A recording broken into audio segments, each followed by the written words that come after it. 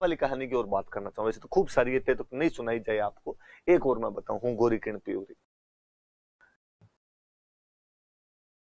एक किसी गांव ने कहानी यहां से शुरू होती है कि हरिद्वार में गंगा के घाट पर एक पत्रकार वहां रहने वाले साधुओं का जीवन देखने के लिए जाता है। वो देखना चाहता है कि साधु कैसे रहते हैं, इनकी दिनचर्या क्या है, इनकी जीवनचर्या क्या है। और वह पत्रकार नोटिस करता है कि एक साधु डेली सुबह 4 बजे कड़ाके की ठंड में नंगा होकर गंगा की तेज अविचल धारा में सामने की तरफ खड़ा होकर स्नान करता है। पत्रकार को बड़ा आश्चर्य होता है कि धारा के समानांतर नहीं बल्कि धारा की विपरीत मां भागीरथी के इस आंचल में ये बंदा डेली सुबह 4 बजे आकर खड़ा हो जाता है, क्या इसे ठंड नहीं लगती? पत्रकार पूछता है कि बाबा जी, क्या रहस्य है? थोड़ा लेट भी नहा सकते हो, सूरज उगने के बाद नहा सकते हो, मरना जरूरी थोड़ी है, इसमें डर नहीं लगता आपको? बाबा जी बड़े निश्चय के साथ उसके आंखों में आंखें डालकर देखते हुए कहते हैं कि युवक, अब मोह माया और डर से मैं बहुत आगे निकल चुका हूं। मेरी जिंदगी में अब इन चीजों के लिए कोई स्थान नहीं है। युवक को उन बाबा जी की बातों में बड़ा मजा आता है। पत्रकार को लगता है इस बंदे के साथ समय व्यतीत करना चाहिए, मैं शायद जीवन के रहस्यों को थोड़ा और सुलझा पाऊंगा, इन बाबाओं की जिंदगी के बारे में जान पाऊंगा। वो अब अक्सर उनके साथ बातें करने के लिए बैठता है। एक दिन वो साधु, वो बाबा जी उस पत्रकार को एक कहानी सुनाते हैं। कहानी यूं है कि किसी एक गांव के अंदर दो भाई रहा करते थे, जिनके माता पिता की बहुत अर्ली डेज में डेथ हो चुकी थी। दोनों भाई संघर्षों के साथ में पलते बढ़ते हैं। बड़ा भाई बेहद सहकुशल, व्यवहार कुशल, सदहृदय, अपने छोटे भाई के प्रति समर्पित छोटे भाई को पालता है। वह छोटे भाई से कहता है कि मैं कमाई करके लाऊंगा, मजदूरी करके लाऊंगा, पर तू पढ़ के सरकारी नौकरी लग, ताकि आने वाली पीढ़ियों का उद्धार किया जा सके, सुधार किया जा सके। छोटा भाई भी उतना ही मन लगा के पढ़ता है। समय अपनी गति से आगे बढ़ता है और बड़े भाई की शादी होती है। पत्नी और अच्छी महिला, उतनी व्यवहार कुशल, सद्गृहिणी मिलती है। वह उसे भी पूरी बातें समझाता है। पति पत्नी दोनों मिलकर अपने छोटे भाई का बहुत ख्याल रखते हैं, पढ़ाई में ध्यान देते हैं। समय का कुचक्र कुछ यूं घुमा कि गांव में अकाल पड़े लगातार 2-3 साल तक। खेतों में खाने के लिए कुछ बचा नहीं तो मजदूरी कहां की जाए। कर्जा चढ़ने लगा, कर्जदार डेली मांगने के लिए घर आने लगे। बड़े भाई ने एक दिन रात को सोते समय अपनी पत्नी को कहा कि मुझे नहीं लगता अब इस गांव के अंदर रहना संभव हो पाएगा, वरना कर्जदार डेली आ आके पैसे मांग मांग कर शर्म से डुबो कर रख देंगे। क्यों ना मैं बाहर कहीं कमाने के लिए जाऊं, मैं देशावर जाऊं, दूसरी जगह पर कहीं कमाऊं जाके, ताकि कर्जा उतारा जा सके। मैं अब निकल रहा हूं, पर तुम याद रखना मेरी इस बात को कि भाई की पढ़ाई नहीं छूटनी चाहिए, भाई पढ़ना चाहिए। मैं तुम्हें हर महीने पैसे भेजता रहूंगा, इसकी पढ़ाई में कोई आंच मत आने देना तुम। और पैसे मांगने वाले आए तो उनको कहना कि आदमी चला गया, तो तुम्हें तो वो तंग करेंगे। वह रात को अपनी पत्नी को छोड़कर चला जाता है। भगवान बुद्ध बिना बताए गए थे और बड़ा भाई बताकर जाता है। दूसरे दिन जब मांगने वाले आए तो पत्नी ने कहा भाई आदमी तो घर से बाहर चला गया। तब तक गांव में लोगों की आंखों में इतना पानी जमा नहीं था। लोग इन बातों को समझते थे और उन्होंने कहा महिला से पैसे मांगने से तो क्या ही मतलब है, जब वो आएगा तब उसे लेंगे। शुरुआत के 2-3 महीनों में बड़े भाई ने पैसे भेजे। उसके बाद उसके न केवल पैसे आने बंद हुए, बल्कि बड़े भाई की सूचनाएं मिलनी भी बंद हो गई। कहां है, कहां गया, कोई जानकारी नहीं। भाभी ने अपने देवर को पढ़ाने के लिए जो संचित पूंजी थी वो लगानी शुरू की।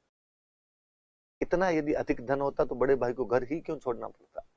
संचित पूंजी खत्म हो गई तो उसने अपने गहने बेचे, जो बर्तन भांडे थे वो बेचने शुरू किए।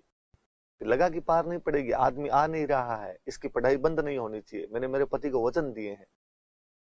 तो खुद मजदूरी करने लगती है। हालांकि देवर कहता है कि भाभी मुझे मजदूरी कर लेने दो, पर वो कसम दिलाती है कि नहीं, तुम्हारे बड़े भैया कह के गए थे तुम पढ़ाई नहीं छोड़ोगी। पढ़ाती है, पढ़ा के नौकरी लगा देती है उसे। काफी साल बीत जाते हैं बड़े भाई की, अब तक कोई सूचना नहीं थी। गांव की पंचायत बैठी और गांव की पंचायत ने कहा कि यह मान लिया जाए कि बड़ा भाई अब मर चुका है, इसलिए उसकी कोई सूचना नहीं। और चूंकि इस महिला के पति की डेथ हो चुकी है, अतः इस महिला पर अब इसके पीहर का पूरा अधिकार है। ये अपने पिता के साथ जा सकती है, या इसके पिता जो निर्णय लेना चाहेंगे वो ले सकते। उस महिला को उसके पिता वापस गांव लेकर चले जाते हैं। पिता शराबी आदमी था, वो महिला सुंदर थी। पिता अपनी उस लड़की को बेचकर अपने शराब के पैसों का जुगाड़ करना चाहता है। वो एक बड़े सेठ साहूकार जिसके पास बहुत सारे पैसे थे, जिसकी नजरें उस व्यक्ति की बेटी पर कई दिनों से थी, उसे समझौता करता और कहता तू मुझे इतने पैसे दे दे तो मैं मेरी बेटी तुझे बेच दूंगा।